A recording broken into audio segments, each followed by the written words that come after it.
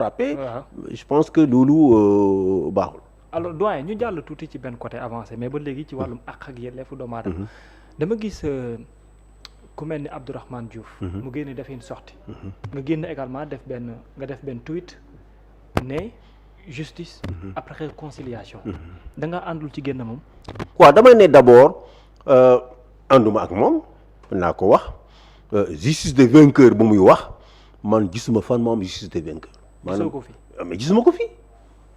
gisus jaay doole ci biir réew mi gisuma ko waaw parce que soo jëlee tey ñi nga xam ne ñu ngi leen di topp ci yoon mun na am na ñetti catégorie am na ñoo xam ne ñu ngi leen di topp parce que dañu yaakaar ne parce que présomption d'innocence am na ñun dañ ko respecté dañu yaakaar ne dañuy luubal alalu réew mi n'est-ce pas am na ñoo xam ne dañu leen di topp parce que dañu yaakaar ne bokk nañu ci ñi faat ay nit ay manifestants ci pendant la période 2021-2024 am na ñoo xam ne nag ci wàllu liberté d'expression n'est-ce pas soo yebal liberté d'expression wax naa la ko sànq ñu ngi topp les gens des deux côtés ni ñuy toppee les gens du côté du pouvoir noonu la yoon di toppee tam ñu nekk ci opposition kon munoo wax benn boor rek la ñuy dóor parce que loolu ma fi woon jamono Macky Sall benn boor rek la ñu doon dóor te loolu tey mun nañu wax amatul soo jëlee ci wàllum disons les forces de défense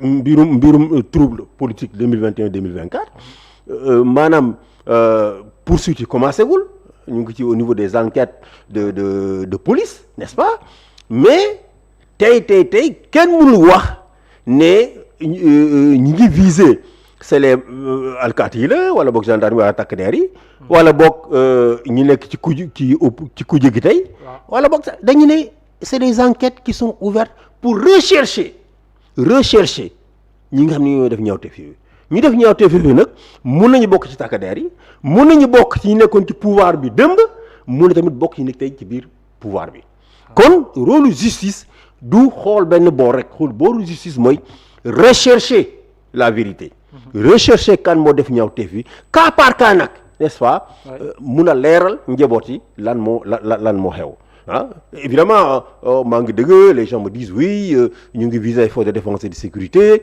il faut demander ñu abroger toute la loi d'amnistie il faut la politique parce que pour ñoom suñu abroger toute la loi d'amnistie Sonko ne pourra plus se présenter en 2029 ou bien Bassirou Diomaye Faye ne pourra plus se présenter en 2029 loolu la ñu visé wu nous on n'entre pas dans la politique waaw li conseil constitutionnel wax n'est-ce pas moom la ñuy appliquer nañu bàyyi caaxaan parce que ñi fi wax yépp mooy ñi nga xam ne ñu fi nekkoon nañu fi dëmb di woote di encourager Macky Sall ci dérive yooyu ñoom ñu nekk tey di naan il faut abroger totalement la loi d'amnistie il faut non kenn visewul alkaati kenn visewul gendarme kenn visewul militaire dañu ne n'est-ce pas nañu bàyyi justice mu rechercher n'est-ce pas identifier ñi nga xam ne ñoo ma def ñaawteef yooyu muy civil muy militaire ñu topp ko kon visewuñu kenn leneen li nga xam ne ñu ngi ci accusé mooy que ñu nangu ne ñi topp ci wàllum reddition des comptes ñooñu c'est des prisonniers politiques loolu kenn duñu ko wax loo am na fi ay manifestations yu ñu fi organisé pour loolu loolu ñun kenn duñu ko wax loo ñun ñoo toog gis ci suñuy bët gis ci suñuy analyse que les poursuites sont politiquement motivées ñu daal di jóg ne n'est-ce pas c'est des poursuites c'est des prisonniers politiques mais tant que gis ñu loolu kenn duñu ko wax loo c'est pas parce que l'opposition veut qu'on le dise qu'on va le dire. kon jusque là amagoo observation. non amaguma observation bi. mbirum politique en tout cas man amaguma ko mais pourquoi amaguma ko mais en France bés boo yeewu rek en France topp nañu benn maire benn député et cetera pour des histoires de reddition des comptes Marine Le Pen elle est inéligible. Jusque là. Dans le parti de Nicolas Sarkozy. Les LR ñaata leader politique yoo xam ne amoon nañu avenir pour nekk président de France on les a écartés parce qu'ils ont pris des fonds de l'Assemblée ou les fonds du Parlement européen de fay ci ay salaires et cetera. Mais c'est comme ça partout dans le monde la reddition des comptes soo yoree alalu réew di koy gérer da nga war a rendre des comptes. mais Abdourahmane fi muy waxee dama ñëw léegi li nga moom la ñu gis tey mooy. n'est-ce pas on a vu des cas où des gens sont rentrés chez eux. Mansour Faye qui est déjà. non Mansour Faye même si le parquet a fait appel mais c'est les procédures sont là il va continuer à se battre. effectivement Mbagnick Mbagnick maa ngi koy nuyu au passage. Mbagnick Diop. ah bi mu demee ñu laaj ko moo ne kayitam dañ ko bay mu ñibbi. waay extra. Donc on ne peut pas dire que c'est un acharnement. Surtout que tous les rapports yi nga xam ne moom lañ jël te jébbal ko justice c'est les rapports qui datent de l'ère de Macky Sall. N'est-ce pas? Parce que Macky Sall pendant ses 12 ans de pouvoir toppul kenn ki bokk ci moom. topp na fi Karim Wade topp na fi Thierno Ousmane Sy. dont le père était ministre de la justice du temps de Wade ak keneen ak keneen. mais ñu bokk ci booram topp ci kenn pendant 12 ans. wax na ko j'ai mis les rapports sur le tiroir j'ai mis mon coude sur les rapports n'est-ce pas le pôle judiciaire là moom moo ko créé Macky Sall moo ko créé balaa muy dem. daf ko créé woon pour ñëw fi rek toog du ñu saytu li nga xam ne moom la corps de contrôle yi def mais dañ ko war a contrôler donc qu'on ne nous dise pas qu'on ne nous oblige pas à dire que tel et tel est prisonnier politique. D'accord. tey li ñu war ñun ordre des droits humains mooy. veiller à ce que les procédures soient équitables. D'accord. te loolu on sera intraitable. là-dessus. waaw là-dessus. waaw mais suñu gisee ni que état n'est-ce pas acharnement lay def te am nañu ay moyens parce que ñu ngi en contact avec tous les avocats ce jour-là on va élever notre voix et on va dénoncer l'acharnement. alors mais Abdourahmane Diouf fi mu waxee mooy que ne oui justice dina am jàggantewul justice dina am mais nee na mu ne pas fayantu pas également justice des vainqueurs mais pas aussi il faut ñu dem ci réconciliation. oui mais ma gis nga def benn tweet mel ni ku prend le contre-pied. mais loolu. mais il peut pas y avoir de réconciliation sans justice. mënul am du ñu sax wax na ko. mu ne no peace without justice. pas de paix sans justice. oui parce que li xew ci biir réew mi mooy le système politique bi fi nekkoon. depuis toujours mooy politiciens yi. tous les 5 ans ou tous les 10 ans il y a des batailles de pouvoir 10 morts 15 morts 20 morts quand le nouveau pouvoir arrive sur place n'est-ce pas.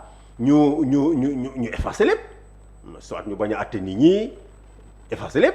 wala boog ñu décider jël alal réew mi ay 2 millions 3 millions 5 millions jox ko famille ci ndàmpaay affaire bi daal di jeex. et tous les 5 ans tous les 10 ans on recommence des morts. bii yoon nag ëpp na parce que ñun rek am na si li ñu lim. c'est plus de 66 personnes tuées. waaw les groupes pensent pas de 80 personnes tuées. mais ñooñu mënu ko passer par perte profit. mënoo fi nekk ne waaw nañu réconcilier wu. nañu jël lépp teg ko ci suuf n'est-ce pas ñu wut ñu joxee famille yi ndàmpaay. ñu passé on va non ñun duñ ko nangu famille yi duñ ko nangu te victimes yi duñ ko nangu. il faut mu leer d'abord. il faut que justice am te loolu commencé na am parce que les auditions ont commencé. À la section de recherche. te nous avons écrit au ministre pour dire que la section de recherche. il faut qu'il se déploie dans les régions. D'accord. Parce que suñu bëggee woo ñi nekk Kolda ñi nekk Bignona ñi nekk Ziguinchor à Dakar njaboot yi dinañu am problème pour ñëw à Dakar. D'accord. N'est-ce pas.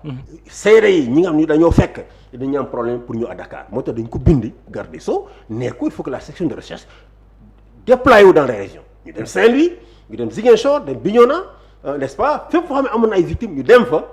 de sorte que njaboot yi waaye tamit seede yi mun a ñëw toog. n'est-ce pas joxe information yi nga xam ne moom la ñu soxla ci ñoom. D'accord. Donc ça a commencé léegi nag su ñu demee ba justice am ba pare. waaw kon dañ nga xam sama doom ci ñi anam lañ ko reyee. diw moo ko rey justice am mais booba ku nekk mun nga baale justice su amee mun nañu baale c'est comme ça dans tous les pays du monde. D'accord waaw mais justice amagul nga woote réconciliation nga wax justice de vainqueur n'est-ce pas. loolu foo ko teg. pour yow waxu njuumte la. pour yow waxu njuumte la. non waxu njuumte mais ànduma ak moom. d'accord ànduma ak moom il ne peut pas y avoir de réconciliation sans justice. ñun duñu ko nangu victimes yi duñu ko nangu te pare nañ ko xeex fii ci Sénégal fii ci tribunaux yi nekk fii ci biir Afrique pare nañ ko yóbbu au niveau des Nations Unies. D'accord waaw loolu moo taxoon d'ailleurs. waaw parce que ñun bi ñu commencé woon di liggéey ci suñu scénario. Macky Sall wala boog son candidat mu doon nañ fi toog. dañ pare woon ak njaboot yi constitué benn groupe pour d'avocats yoo xam ne c'est des Sénégalais mais c'est des avocats africains de toutes les nationalités pare woon nañu n'est-ce pas pour rassembler les dossiers commencé woon nañu jàppale famille pour ñu wut ay certificat d'hérédité n'est-ce pas pour que au cas où le pouvoir de la paix était toujours là ñu mun ko yóbbu directement au niveau des instances internationales yàlla def na ñi nga xam ne ñoom la victime yi doon xeexal ñoo nekk tey au pouvoir donc on a estimé que jaratul ñu nekk fii di jël dossier di ko yóbbu au niveau international mais su dee ce pouvoir ne rend pas justice n'est-ce pas boobaa on sera obligé de faire ce que nous avions à faire. Au niveau supérieur. Absolument. D'accord alors mais fii observateur bi moom laay interpellé. Par rapport à sa sortie mu am tam beaucoup de critiques yoo xamante ni subir na ko au-delà aspect bi nga xam ne wax nga ko. nan nga gisee aussi aspect boobu noonu l'aspect politique ñu bari jàpp ne aujourd'hui dafa nekk ci taxawaay day yàq wala day imposer wala dafa wut lu muy def ak yooyu nan nga gisee sa sortie. sens politique bi vraiment je veux éviter de dire dafa bëgg a yàq ñaar yi dafa bëgg a jaxase et cetera. Je veux vraiment éviter ça parce que c'est pas mon rôle. li ma mën a wax mooy ñaar ñi nekk ci bopp réew mi ñaar ñi nekk ci bopp réew mi. oui n'est-ce pas ils ont une obligation de travailler ensemble. une obligation. Une obligation waaw Sénégalais yi n'est-ce pas Pastef du premier parti politique bi nga xam ne dafa juddu Sénégal Ousmane Sonko Bassirou Diomaye Faye du ñoo gën a rafet ci biir Sénégal. du ñu ëpp juddu ci biir Sénégal. du ñu gën a jàng ci biir Sénégal n'est-ce pas dañ leen naw dañ leen topp surtout diaspora bi parce que n'est-ce pas intégrité morale bi ñu leen présomption d'intégrité morale bi ñu amoon ci ñoom. oui ak seen discours de rupture par rapport système bi fi nekkoon n'est-ce pas la lutte contre la corruption la mauvaise gouvernance n'est-ce pas loolu moo tax xale yi topp leen moo tax diaspora bi topp leen n'est-ce pas diaspora bi di cotiser di leen jàppale et cetera donc ils sont obligés de rester ensemble. D'accord. Parce que tey en cas de rupture kan mooy perte d'abord ñoom ñaar dinañ perte. oui ñoom ñaar dinañ perte Sénégalais ne leen jéppi. jéppi bu baax sax. Ils seront même prêts à ramener si ñi fi nekkoon avant ñi leen doon persécuter nañ leen rappeler. D'accord. N'est-ce pas. Mais si ça se sépare le président il va gouverner avec qui. Avec qui? Oui. Avec l'ancien régime qui l'a persécuté les anciens le pouvoir qui l'a persécuté. donc risque la donc risque la damay wax rek. C'est pour leur dire. Ouais. Qu'ils n'ont pas le droit de trahir ceux qui sont morts. Ils n'ont pas le droit. Ah oui. Il y a au moins 80 Sénégalais. Pour nous, Amnesty, il y a au moins 66 Sénégalais qui sont morts.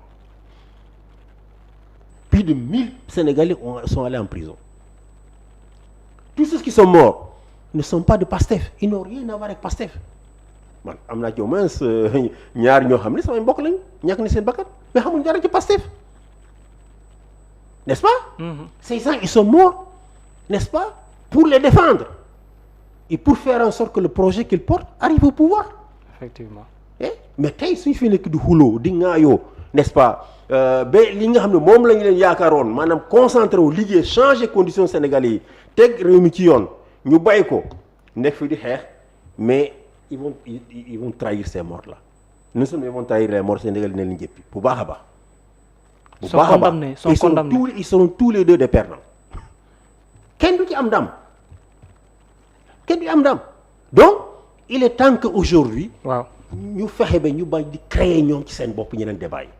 d'accord waaw moo tax ànduma woon ak Ousmane Sonko dem en public di wax yenn yi ànduma ci. warul. non waru ko Guy Marius Sagna lu mu def temps yi mais c'est irresponsable. Ah bon? Oui c'est irresponsable. le fait que mu wax ne président Diomaye dafa waroon nekk. oui mais c'est irresponsable. débat boobu mënoon na am ci biir Pastef au moment du choix du candidat mais une fois que le choix du candidat a été fait Sénégal yi fal benn président. ce débat-là ne doit plus revenir. Il doit plus revenir parce que Sénégal bi ñu demee di voter les 54% des Sénégalais yi voté Diomaye su ñu leen waxoon ne Diomaye dañ ko bëgg a dañ ko élire pour 2 ou 3 mois mais dañ ko voté ñu bëri dañ ko voté donc c'est des débats inutiles yoo xam ne. waruñu fi nekk di koy poser. n'est-ce pas ba di jaxase xelu Sénégal. mais est-ce que nekkul tam di rappeler peut-être que ne y avait une idée boo xamante ni c'était politique bu nekkoon bu ñu fas yéenoon a teg war na benn planning ak yooyu. oui mais sur la table. Aujourd'hui on est excusez-moi. Aujourd'hui comme je dis. Ouais. Le PASTEF n'est plus un parti d'opposition. C'est un parti au pouvoir. Au pouvoir. Quel que soit lu ñu mënoon a tëgg. Ouais. C'est un parti au pouvoir et quand on est au pouvoir on a des responsabilités. loolu dëgg la. Lorsque un parti au pouvoir par sa communication laisse entendre ou laisse entrevoir qu'en son sein dafa am ay conflits ay xuloo ay ŋaayoo mais non seulement baaxul pour le moral des Sénégalais même les partenaires waaw c'est le vrai partenaire boo xam ne war na mën a bëgg a ñëw Sénégal def ay investissement en des koppar yu bëri mais day naan mais ce gouvernement est instable. mën na dans quelques mois il y aura une crise gouvernementale n'est-ce pas. mu téye loxoom. donc ils ne sont plus un parti d'opposition c'est un parti de gouvernement et ça s'accompagne de responsabilités. Et comme tous les partis politiques leurs crises ils doivent les gérer en interne. en interne. waaw waruñu ko andi dans l'espace public n'est-ce pas ba di affecter le moral des Sénégalais di affecter la confiance n'est-ce pas des partenaires internationaux à ce pays. D'accord. Voilà. Ça c'est important. Et donc il faut qu'ils le comprennent comme ça. Le PASTEF ce n'est pas le FRAPP. Le PASTEF ce n'est plus un parti d'opposition. C'est un parti au pouvoir. Et un parti au pouvoir doit, n'est-ce pas, agir avec responsabilité. Doit pouvoir gérer ses contradictions en interne. Parce qu'il y aura toujours des contradictions. En interne. En interne. Même dans la maison Seneweb, il y a des contradictions. Partout où il y a des hommes et des femmes rassemblés autour d'un projet, il y aura des contradictions. Mais ne veut pas dire une implosion. Non. Non. Donc, il faut vraiment que ça soit très clair. D'accord. Abdourahmane Diouf, encore une fois, il ne peut pas y avoir de réconciliation nationale sans justice. D'accord. li fi doon xew. police ñi xeex seen biir. ñu rey ay sénégalais. régime bu bees bi ñëw. effacer lépp ñu continuer waat c'est terminé. D'accord. n'est-ce pas. luubal alal réew mi def loo xam ne n'est-ce pas waruñu ko def ak alal réew mi. mais reddition des comptes UEMOA moo ko imposer état yi. waaw loolu dëgg la. moo imposer qu'à chaque changement de régime quand un nouveau régime arrive il va faire le point. dëgg la la loi de 1989 c'est les finances publiques. effectivement.